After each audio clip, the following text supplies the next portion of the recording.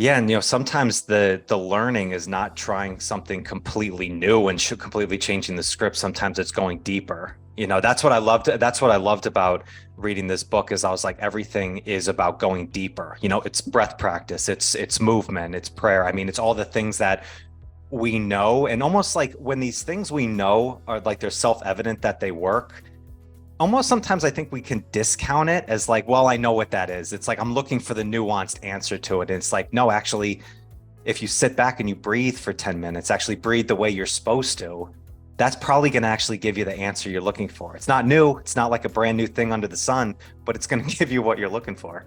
Yeah. Um, which is, it's neat because it's easy to gloss over the things you're familiar with, right? Yeah, exactly.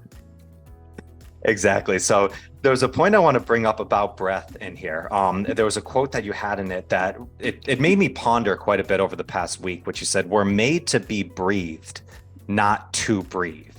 And saying, so it's like breathing, inhale is like a reflex, and every exhale, it's an opportunity to let go from there. Can you elaborate on that a little bit more for me?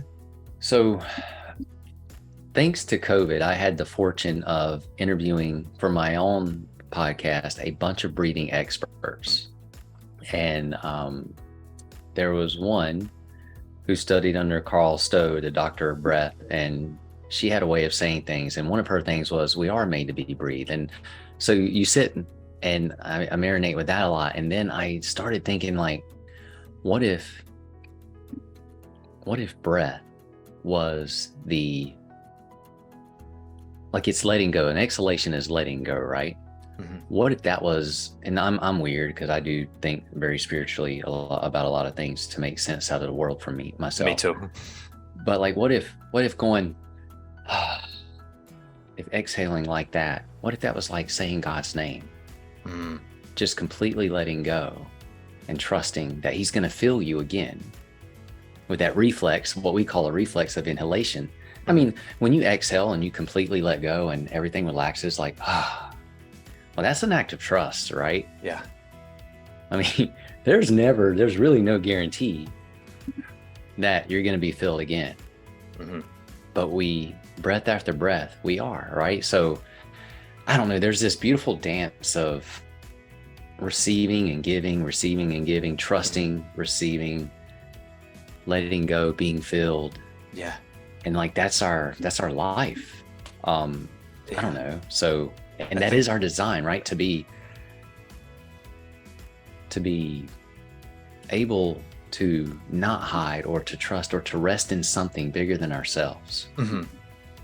Yeah. It's interesting I don't know if you ever heard, actually, a client sent me once a parable about breath, and actually, I forget where he got it from, but essentially saying like, it's when you inhale, exhale, it's like Yahweh, where it's like the first time you breathe as a kid, you're actually speaking the name of God. That's the first thing you do. Cool. Is you breathe and you say the name of God. And then when you die, the last thing that goes is your last breath. So now you die because you can no longer speak the name of God.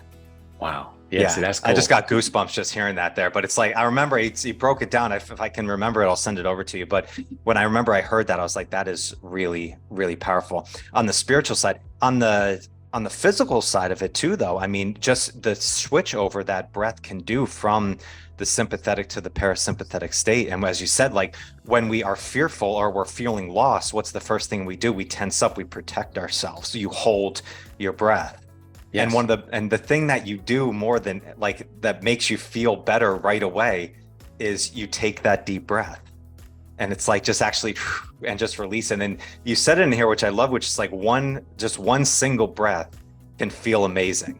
Yes. And I was like, that's such a perfect sentence right there, because it absolutely can. When you're in that feeling where you're off or you're feeling like tensed up, that exhale of surrender is probably the best feeling that you can get in the world.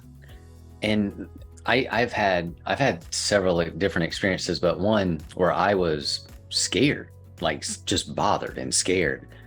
And I experienced complete total relief from an exhalation. It took me by surprise how much everything went away, like just like that.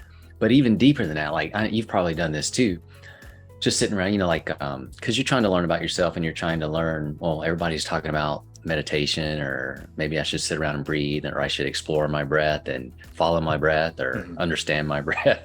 So I learned that just if I really just sit and breathe sometimes and just try to notice how it feels, I learned how to breathe in where my entire body just felt like it was electrified.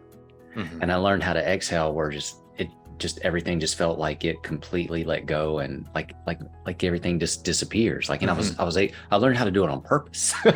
Right. Like, you know, and then I was like, oh, and then I'm like, this is the best feeling in the world, and I can do this all day, you know, and all I'm doing is sitting here playing with how I breathe.